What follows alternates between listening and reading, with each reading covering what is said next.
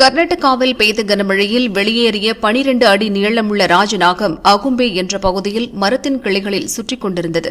இதை பார்த்த அப்பகுதியினர் வன அதிகாரிகளுக்கு தகவல் கொடுத்தனர்.